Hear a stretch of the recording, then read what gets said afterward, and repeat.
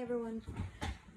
So I'm going to give you an abbreviated version of the first 4 chapters of the book. You know, with every class we try to get better and better, and we've learned a lot from the previous classes, and every time we think that we've got something under control, then something new gets thrown our way, which is, pretty much how the healthcare system works.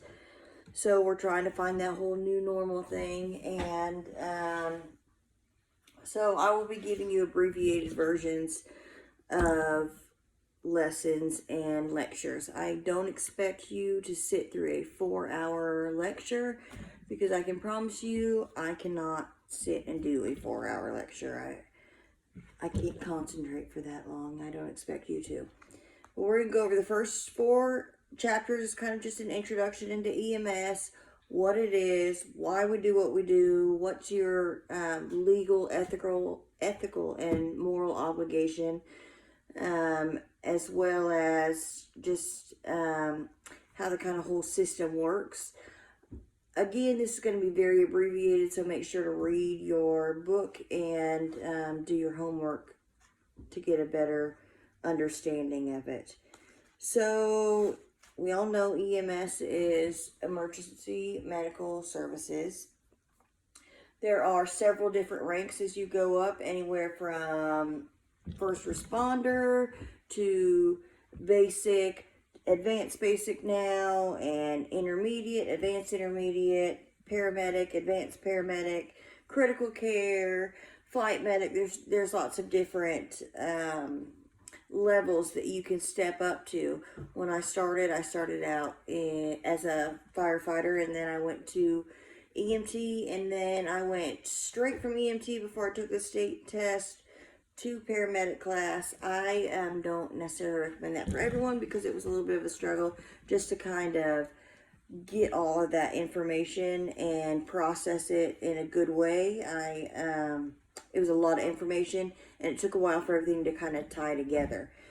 But so as a basic, your job is, like it says, basic life support. However, you will find that you are just so critical in the role of the partnership when it comes to being a paramedic. I, for one, could never make it without my basic partners.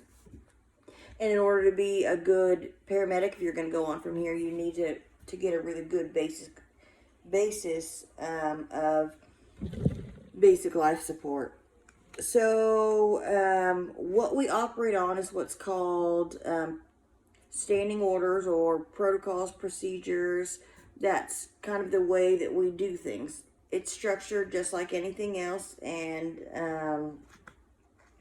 it's really a good foundation. In case you have any questions, you can always go back to policies and procedures and protocols. That's what we mostly follow, is protocols, and you'll learn more about that in the text. But basically, so you work under a doctor. This doctor agrees to have you work under his medical license if you go to the class, pass all the tests, pass your scope of practice, and he feels like you're competent enough to work under his medical license. And so, because a doctor can't be with every EMT or paramedic all the time, he relies on teachers and training officers and different people in operations to make sure that you're up to par on all of that.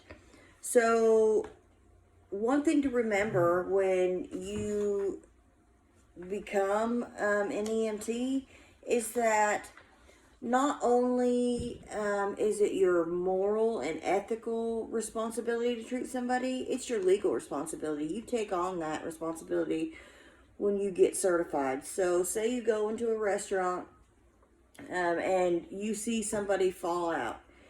You're tired, you just want to eat lunch, you don't really feel like treating patients, you don't really feel like peopling. What I say, well, that's really too bad, because you're going to have to do it. That's your legal responsibility. And if you don't, and something happens, then they can sue you, and then you are then responsible in a court of law and they can take punitive action against you.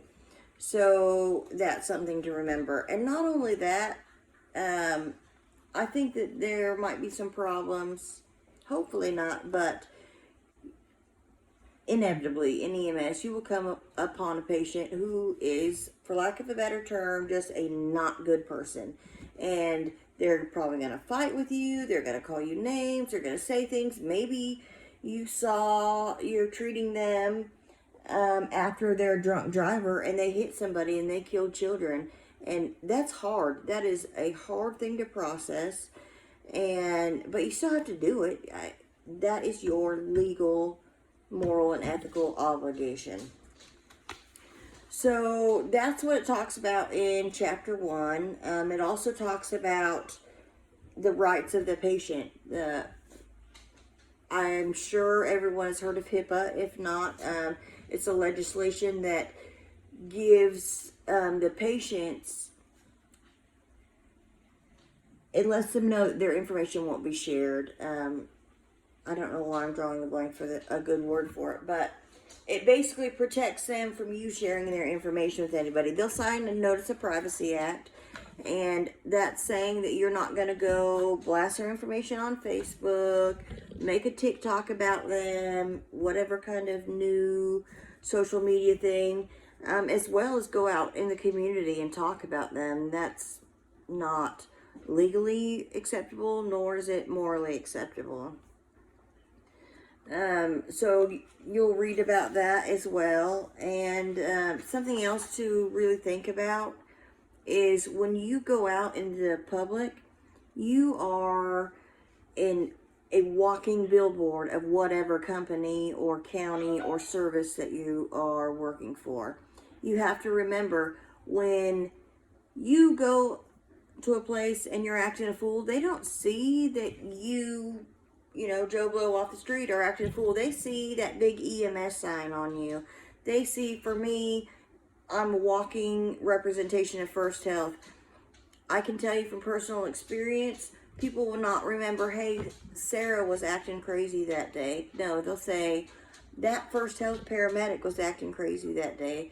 So really, try to think about that when you're out and about, especially when you're in uniform. Even when you're not in uniform, if you live in a small place like I do, people don't know me. They just know me as that paramedic that picked up their uncle, or that paramedic that they saw doing whatever. So try to be a good representation of that. So chapter 2 is about workforce safety and wellness. You will learn to say PPE, scene safe, so many times that it's ridiculous. You will probably say it in your sleep like I do. But PPE, of course, is personal protective equipment. And basically, that's gloves, mask, anything. These days we have to wear a mask for everything. And there's lots of opinions about it. I totally respect your opinion. I have my own opinion. But what it all comes down to is we're trying to limit the infectious and communicable diseases and not infect anybody else, or we don't want to go home and infect anybody or infect our kids, anything like that. We all have loved ones that we look out for, and we just want to be safe for everybody. So basically, standard precautions are protective measures based on the assumption that every person is potentially infected or could spread an organism that can be transmitted in the healthcare setting. So therefore, you must apply infection control procedures to reduce infection in patients and healthcare personnel. So along with that, of course, what's wet and sticky and not yours, don't touch. That's the general rule. But along with the physical aspect of it, there's also the emotional and mental aspect of it. Just to put it plainly, EMS is taxing on your mind, your body, and your soul. There will be times where you may feel in a rut. You may feel stressed. I mean, stress is part of our job. This is life and death that we are dealing with. We have someone's loved one's life in our hands. So that's a stressful situation. And if it doesn't stress you out, then you might not be in this for the right reason. And you might want to, look at something else, because it's something that I take very seriously. I hope that you take very seriously.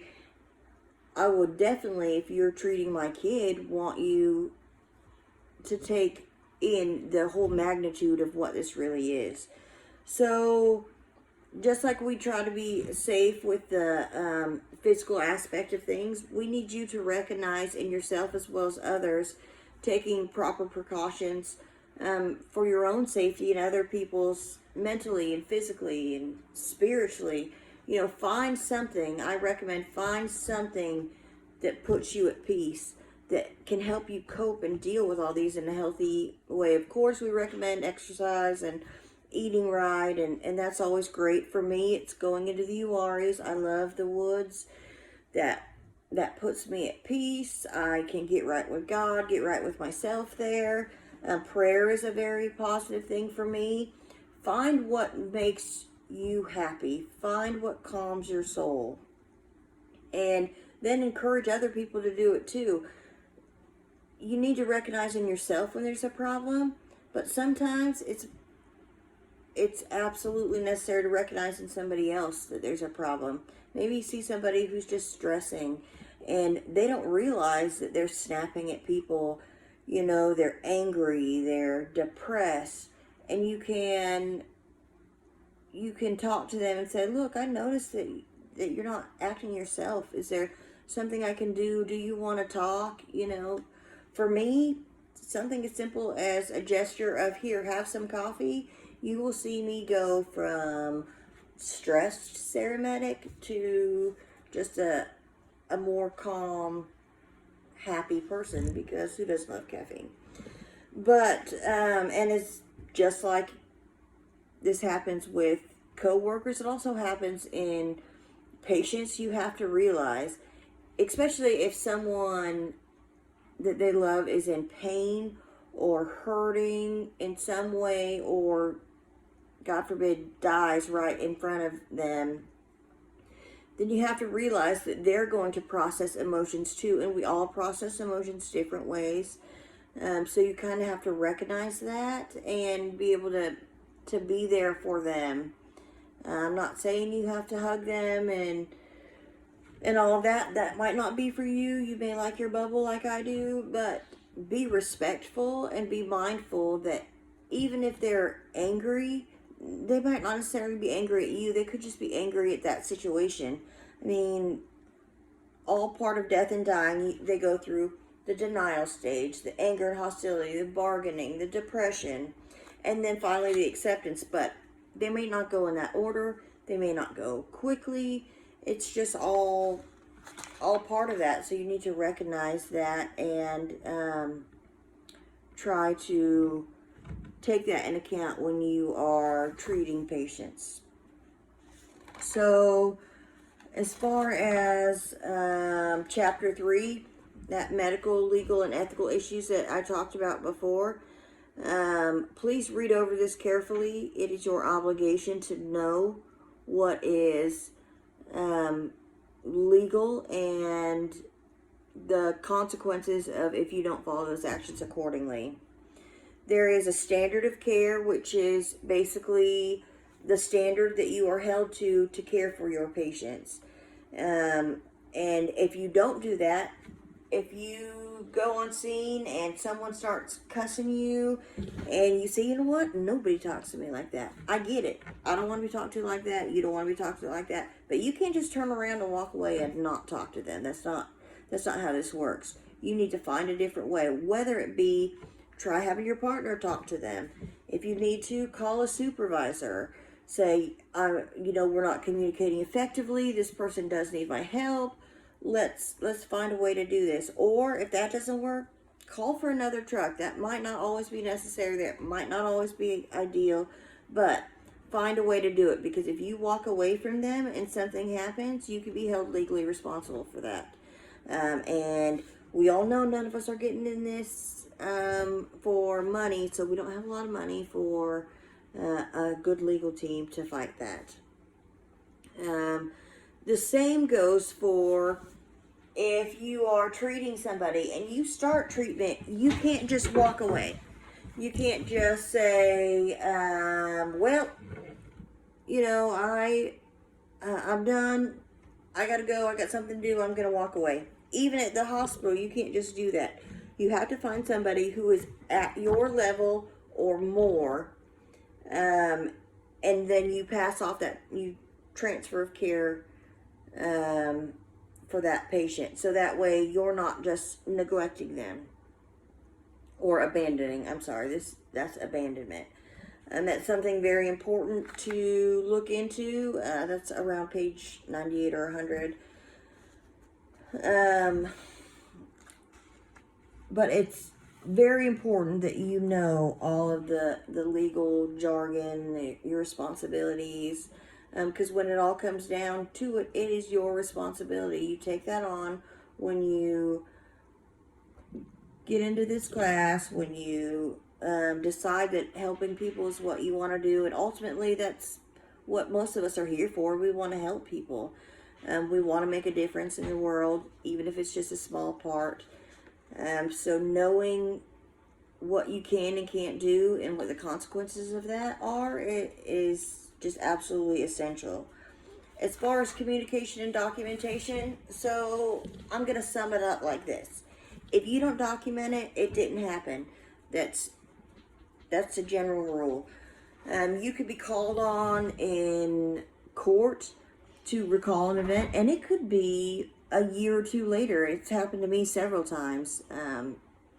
If you don't document it well, then chances are you won't remember. And if you don't document it, it didn't happen. You can't just make something up and say, oh, well, I did that. Because I guarantee you a lawyer will say, well, it wasn't written in your documentation, so did you really do that? How do we know for sure that it didn't do it? We're going on your word versus their word. And so you'd much rather have it documented than not. And communication.